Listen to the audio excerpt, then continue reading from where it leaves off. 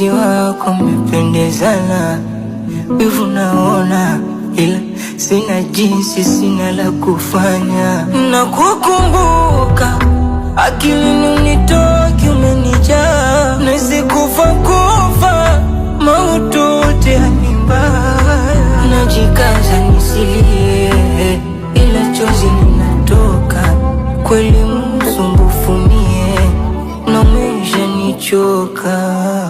Namuomba Mungu akulinde, na huyo mpenda mdumie. Ulininong'oneza maneno matamu, lakini macho yako ya